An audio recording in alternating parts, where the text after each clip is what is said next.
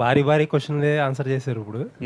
ఒక light question actually బయటికి వెళ్ళగా ఎలా ఉంటుందో చూడాలి, లోపల మైండ్లో అయితే రన్ అవుతుంది. ఐ హోప్ బాగా మేనేజ్ చేశారు. బాగానే మేనేజ్ చేశారు. అల్లు అర్జున్ గారి నెక్స్ట్ లైనప్ గురించి అందరు పెద్ద హీరోలకి లైనప్లు అన్నీ ఫిక్స్ అయిపోయినాయి కదా. నెల్సన్ గారు అంటున్నారు, అప్పట్లో అట్లీ గారు అన్నారు, ఇప్పుడు త్రివిక్రమ్ గారు అంటున్నారు. దాని గురించి ఏమైనా చెప్పగలుగుతారా? అంటే ఏం లేదండి, ఇప్పుడు Pushpa December 6th release, first August 15th అనుకున్నాం కదా. సో అప్పుడు ఏంటంటే ఒక ప్లానింగ్ ఉండేది. ఇప్పుడు December 6th వెళ్ళింది కాబట్టి కొంచెం ప్లానింగ్స్ అన్ని చేంజ్ అవుతున్నాయి. నాకు తెలిసి ఈ మంత్ ఎండ్కి ఒక క్లారిటీ వచ్చేస్తుంది వాటి మీద. త్రివిక్రమ్ గారు ఏదో ఒక మంచి, ఆయన ఇప్పుడు దాకా టచ్ చేయని ఒక జోనర్లో ఒక లైన్ చెప్పారు, బాగా ఎక్సైటెడ్గా ఉన్నారు బన్నీ గారు అని తెలిసింది. అవునండి, అది లైన్ అయితే ఫిక్స్ అయిపోయింది. ఓకే, దట్ ఫిలిం భారీ బడ్జెట్ అది. ఇప్పుడు ఆ ఫిలిం భారీ బడ్జెట్ చేయడానికి చిన్నబాబు గారు కానీ అరవింద్ గారు కానీ వీళ్ళందరూ వెళ్ళి ఇప్పుడు ఫైనాన్సెస్ని కార్పొరేషన్ ఎత్తుక్కోవాలి, అంత భారీ బడ్జెట్ అది. Okay, first pan India film మన త్రివిక్రమ్ గారికి. అంటే ఆయనకు ఆ క్యాపబిలిటీ ఉందనేది బన్నీ గారికి బాగా నమ్మకం త్రివిక్రమ్ గారి మీద. సో వీళ్ళిద్దరు ఎప్పుడు ఒక 2 years నుంచి మాట్లాడుకుని ఒక కాన్సెప్ట్ అయితే ఫిక్స్ అయ్యారు. It's a more than story, I can say it's a concept. అది ఫిక్స్ అయ్యారు. బట్ దాని బడ్జెట్కి, దాని ప్రీ ప్రొడక్షన్కే మాకు 1.5 year టైం పడుతుంది. అట్ ద సేమ్ టైం దాని ఫండ్స్ కలెక్ట్ చేయడానికి కానీ అన్నిటికీ కూడా డెఫినెట్గా it's a very big project. Looking forward అండి. అంజి గారు ఇక్కడండి. మైసెల్ఫ్ హేమమాలిని అండి. ఫస్ట్ ఆఫ్ ఆల్ నేను వెస్ట్ గోదావరి అమ్మాయిని. సో మేము ఫ్రెండ్స్ అండి అంటే బాగా కనెక్ట్ అయిపోతాం. సో అంటే ఈ కథని మీరు వాసు గారికి చెప్పడానికి, అంటే ఆయన ముందు నుంచి అంటున్నారు మేము 3 గంటలు విన్నాము, కడుపుబ్బ నవ్వేసింది, ఇక్కడ పట్టేసింది, బొగ్గులు పట్టేసింది అని చెప్పి అంటున్నారు. సో ఈ కథలో ఎలాంటి ఎలిమెంట్స్ని, అనేది ఒక ఎమోషన్ ఫర్ గోదావరి వాళ్ళకి.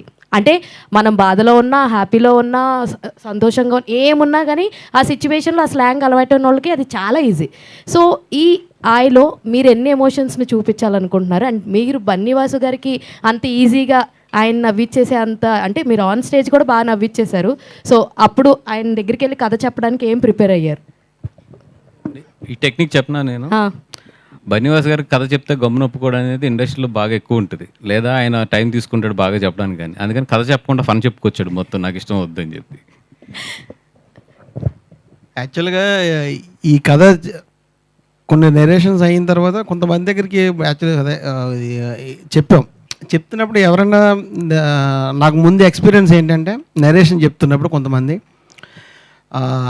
మనం చాలా ఫన్ అయినా కానీ ఎమోషన్ మాకు చెప్తుంటే మధ్యలో ఏదో ఫోన్ వస్తుంది, ఇలా చూస్తుంటారు.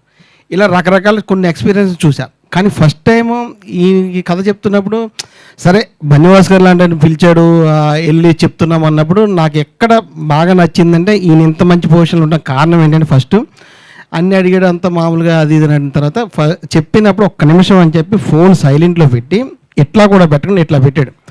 అప్పుడే ఫిక్స్ అయ్యా ఈ సినిమా నాకు ఓకే అవుతుందని. అంటే ఇంత జెన్యున్గా ఇంత ఇదిగా వినటం మాత్రం నా ఎక్స్పీరియన్స్లో ఫస్ట్ టైం. ఈయన చెప్పిన తర్వాత ఏదో ఒక చిన్న ట్యాగ్ లైన్ ఉంటుంది, అక్కడ చిన్న కిచిక్ నవ్వాడు, ఓహో దీనికి ఎంత కనెక్ట్ అయితే మన సినిమా వర్కౌట్ అవుతుంది అని చెప్పి వరుసగా ఆయన వీక్నెస్ అర్థమైపోయింది మీకు. అది అర్థమైంది. అక్కడి నుంచి ఎంటర్టైన్మెంట్ ఉన్నదే ఎంటర్టైన్మెంట్ అండి. సినిమాలో ఉన్నది 220 ఎంతో ఉంటుంది లెంత్, అయినా 2 hours హ్యాపీగా నవ్వుకుంటారు, 20 minutes చాలా ఎమోషనల్గా వెళ్తుంది. ఇందులో ఏంటంటే చెప్పింది మీకు ఒక ఫ్రెండ్షిప్ని ఇంకో కొత్త యాంగిల్లో చెప్పాం. అదే ఇప్పుడు కూడా చెప్పకుండా ఏంటంటే చిన్న అమలాపురం, అది గోదావరి జిల్లాలో ఒక క్యాస్ట్ బేస్డ్ ఏదో ఒకటి ఉంటుంది, దాన్ని ఈ సినిమాలో చాలా ఎంటర్టైన్మెంట్గా డీల్ చేసాం. ఉంటుంది కానీ బ్యాక్గ్రౌండ్లో ఉంటుంది, కానీ ఎంటర్టైన్మెంట్ అన్నది ముందు ఉంటుంది.